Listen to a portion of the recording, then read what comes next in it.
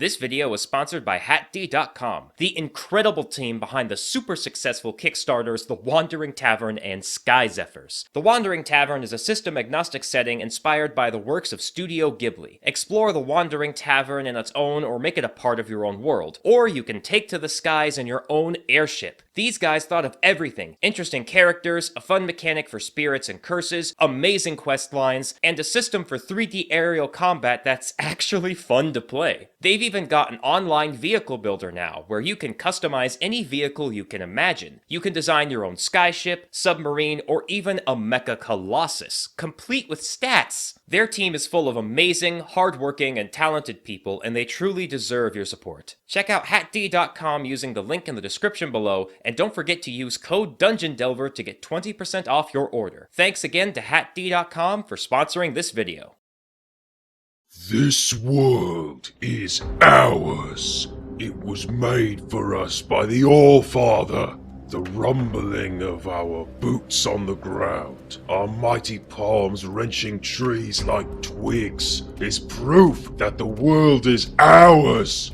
The small ones think we're just brutes, savages, not capable of thinking or planning, monsters that just smash and eat.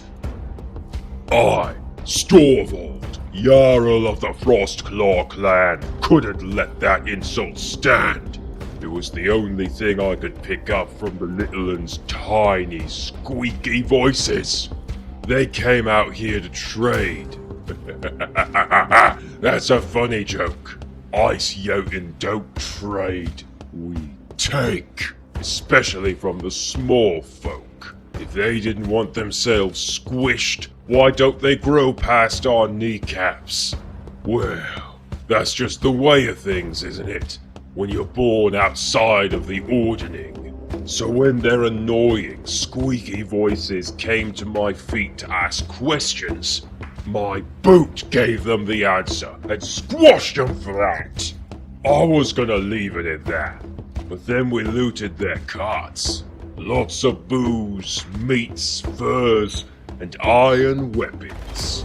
The weapons were all too small, but hammer some of the little folks' shields and clubs together, and you got yourself a decent hammer. And if these tinies had this much in that cart, they've got to have more in their village.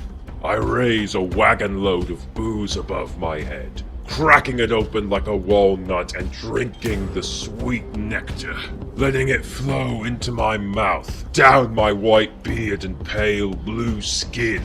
Ice Jotun of the Frostclaw clan! The small folk have shown some real stones coming up here to us. I won't lie, I kinda like it, especially when they bring so much good meat and drink. They wanted to trade with us before I crushed them. I take off my boot and show the red smear that used to be the little human person.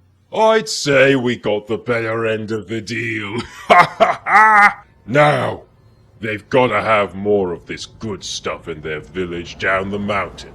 The little bees have been buzzing too damn close, I think. And they've got lots of honey down there by now, so I think it's time we take some for ourselves. Time for a raid! My bellowing is met with like-minded war cries. Clubs and axes of ice and plundered iron raise high into the air. Priests! Invoke the might of Father Thrym. The Lord of Frost Giants will set forth a blizzard ahead of us. That will be the only warning the wee little bees get. I see our priest chant and gyrate. The winds pick up with her motions. The clouds over the mountains swell and roll down the valley. My clan marches, snow and rock rumbling beneath our mighty boots. This is what the All-Father made us for. This is our place in the ordering. The Stone Skins craft. The Cloud Jumpers give out the orders. But we Frost Giants do the bloody work. And by Annam's arse, I wouldn't have it any other way. A war cry followed by the bellowing of horns signaled the end of the small folk village. Our axes crash through their homes, splintering them like firewood. In a great arc, we sweep away what pathetic excuse they have for warriors, sending them flying like little balls all the way into treetops. We get pricked and prodded by spears and arrows, zapped by tiny spells of fire and lightning. The bees have got stings. At least this raid won't be completely boring.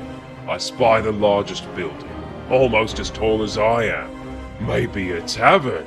That's where these little bees keep the good stuff. With mighty fingers half the size of a full-grown man, I grip and wrench the roof from its foundations, cracking open the cookie jar.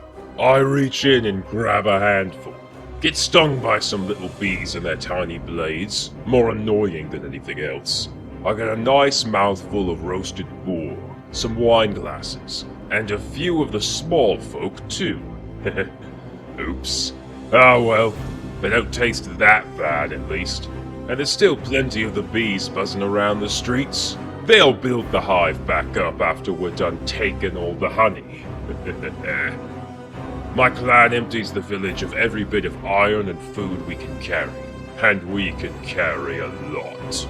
Now we march out victorious. A raid of a small folk town's always a good time. What the? Something's on my leg. Oh, there's that annoying squeaking again. I look down and see one of the humans cling to me. Get off of me, you damn rodent, for I swat you to the mountain's peaks. The little one is terrified, jumping up and down, not letting go. He's lucky the smashing his village has put me in a good mood. I pluck him from my leg and lift him to my eyes. I'll be damned if I kneel down just to hear a tiny human squawk at me. I bellow into his face, mouth open wide enough to bite him clean in half. What do you want? The little thing shakes with fear and chill. I can hear him a bit better. He's speaking the common tongue. I'm not very good at that, but I pick up something about raids, not giants. There's swings in the sky, ice raining down.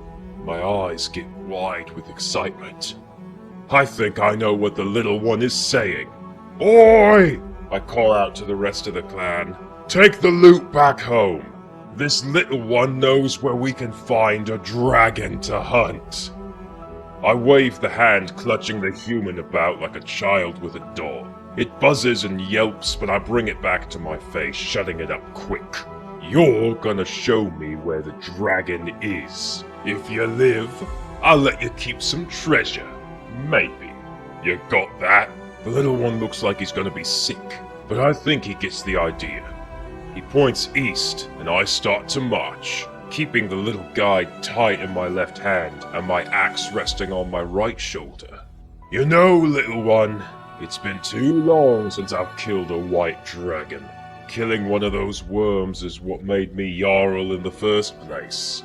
I tap the dragon claw necklace on my breast. See that? That's the proof. I hope I get a skull this time. It would look great on my throne. I'll let you keep a scale or two, assuming I don't get hungry first, or the dragon doesn't find you. Honestly, if you little ones had told me there was a dragon nearby, we would have left your little hive altogether and gone straight for it. You small ones ain't very smart, ain't ya? A bellowing roar and a barrage of arcane frost cuts the boasting short. I see trees and rocks turn to icicles around me. Course, a frost giant ain't bothered by a bit of cold, magic or otherwise. I brush it off like a stiff breeze. The human, on the other hand, the dragon's breath made him look like a tiny glass trinket. Ah well, at least we found the dragon. There's a mighty impact blow that nearly sends me off my feet. I grip into the scaly flesh, leaving up and over, slamming the dragon and myself into the ground. I have just enough time to find my feet before the dragon's teeth find my arm. Damn, that hurts a lot more than a tiny bee sting. One mighty blow to the dragon's head, and it releases its grip, but it's on me again in moments. Now this is a real fight. I take a grip of my axe and bellow out a challenge. Come on then, worm! Your kind and ours may have had a truce way back when, but the might of Anim's blood will conquer you yet. The dragon answers with a headlong rush. Damned lizard is fast. Hot blood drips down my axe and my sides. We trade blow after crushing blow. The might of giant and dragon. A clash of titans older than any man, dwarf, or elf. Mighty fists against ferocious claw. This is a full-grown dragon. I hate to admit it, but I'm at a disadvantage. Still, if the dragon kills me, then the clan will be rid of a leader too old and weak to win a fight. Guess it's a win either way. With roar and bellow we charge each other, betting it all on one final blow. The earth shakes, trees splinter, snow blows away from the strike. I lose an eye. The worm loses its head. The rumbling of my boots signal my return to the Frostclaw clan. My authority as Jarl redoubled, with a pauldron made from a white dragon's skull, necklaces of dragon teeth, and a brand new scar to boot. Oh, the skulls will sing of this day for centuries. Let all the small folk and foul creatures of the earth know that the lands of frost belong to the Ice Jotun. My revelry is ended quickly by swirling clouds that descend to the earth. I, and all other Ice Jotun present, kneel, for we must kneel before one higher on ordering, to the mighty rulers of the clouds. Thank you for watching. A special thank you goes out to my patron supporters who help me in the making of more content. You can become a patron too and get early ad-free access to videos, vote in polls for future video topics, and gain access to my monthly monsters package, where I craft an original monster complete with lore and stats for you to use in your games. Don't forget to subscribe, leave a like, and share the video with friends as it helps the channel immensely, and I'll see you in the next one. Cheers!